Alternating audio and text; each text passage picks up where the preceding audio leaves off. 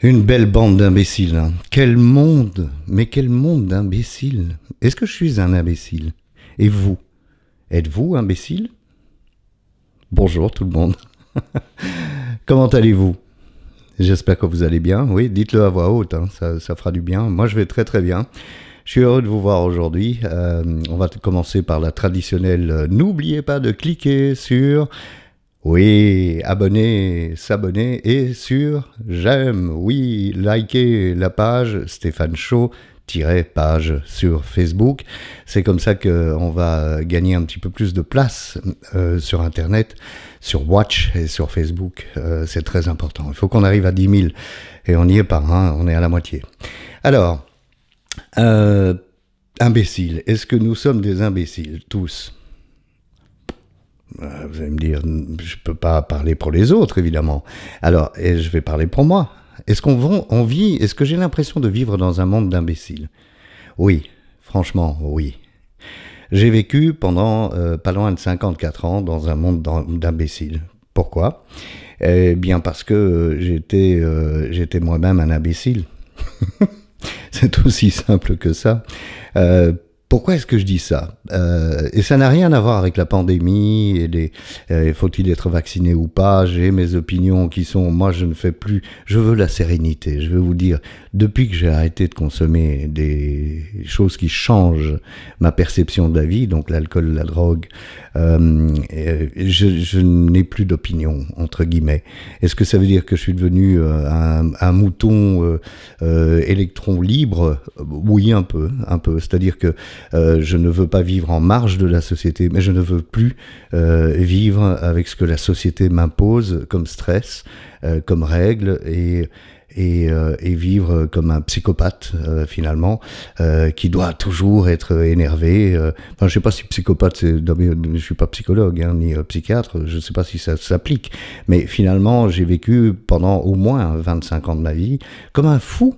Comme un imbécile qui se lève le matin de mauvaise humeur, va au boulot, enfin avant ça conduit les enfants à l'école de mauvaise humeur, va au boulot de mauvaise humeur, passe sa journée au boulot de mauvaise humeur, revient à la maison vraiment très très fatigué parce qu'il a été de mauvaise humeur toute la journée et donc gâche la soirée finalement.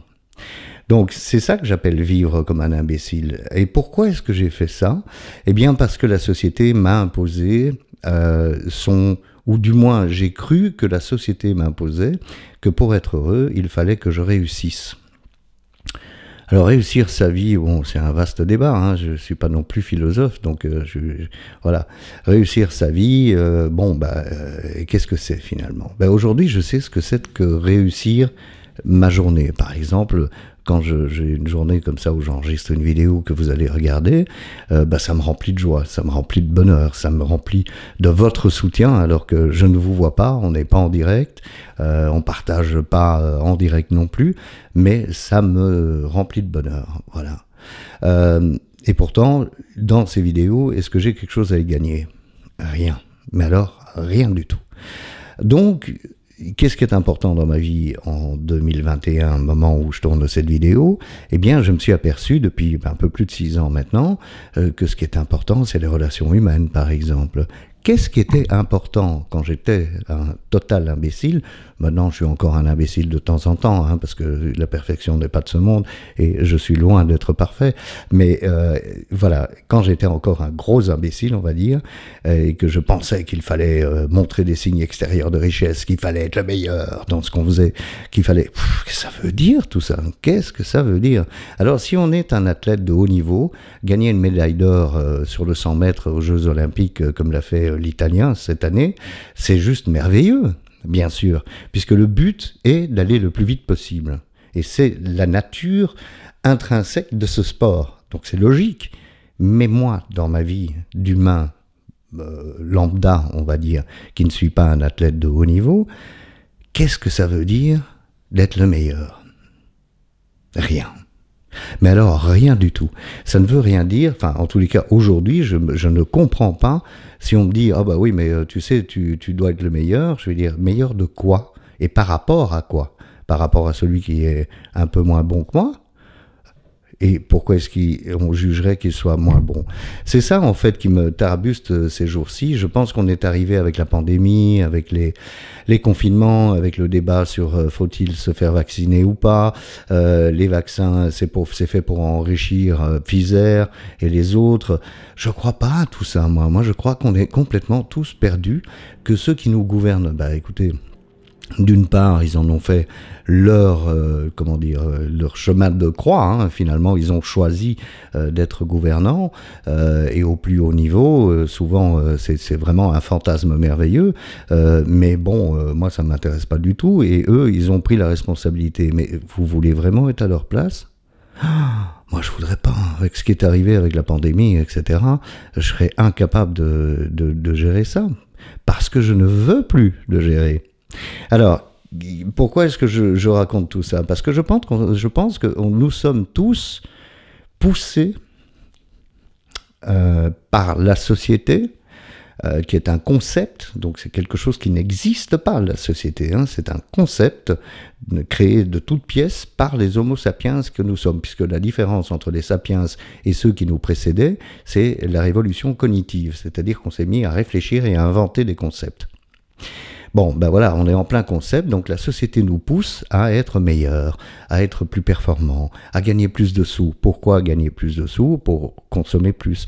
Parce que dans le temps, on avait une télévision, toute la famille et parfois les voisins se réunissaient, bon, vous allez me dire c'était dans les années 50, d'accord, se réunissaient autour du poste de télévision et tout le monde regardait le même poste en noir et blanc. Aujourd'hui, on a des télés avec des écrans gigantesques et on a en général 2 ou 3 télés par maison, par famille. Mais c'est débile, c'est complètement débile, puisque ça veut dire que, ah oui, mais non, mais moi je regarde pas tel film avec toi, je vais regarder mon film dans ma chambre.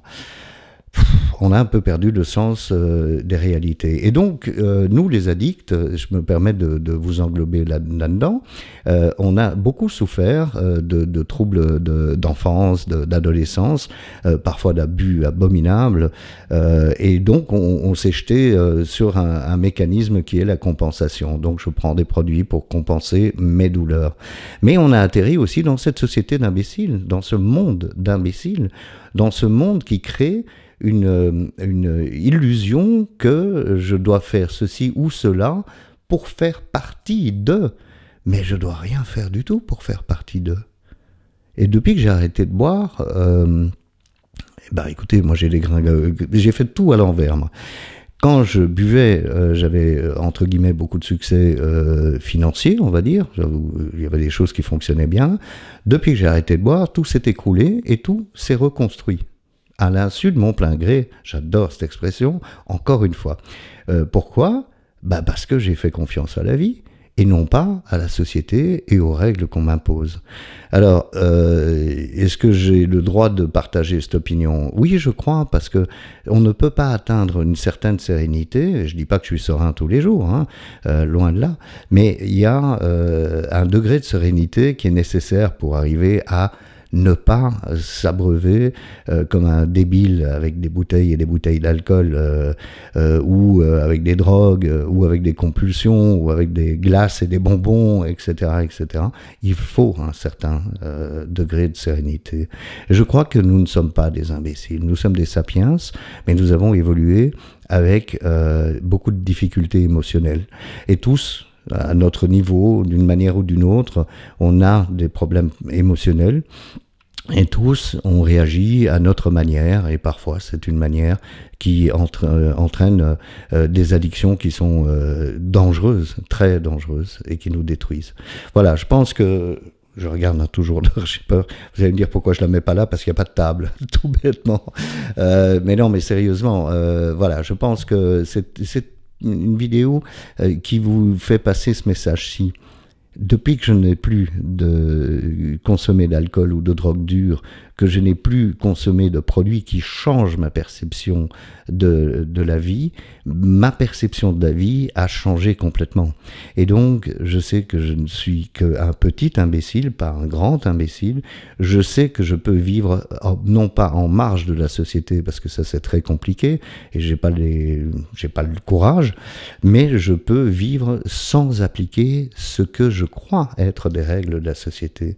Il n'y a pas de règles. Il faut juste s'aimer les uns des autres, même si c'est old-fashioned, un peu religieux, etc. S'aimer les uns des autres, s'aimer soi-même et partager des choses avec les autres. C'est le succès pour une journée réussie. C'est pas du tout de travailler en étant de mauvais poil du matin au soir, comme je l'étais pendant 25 ans, si pas 30. Voilà, j'avais envie de vous dire ça. Je vous souhaite une bonne semaine et on se retrouve la semaine prochaine. À la semaine prochaine. Au revoir.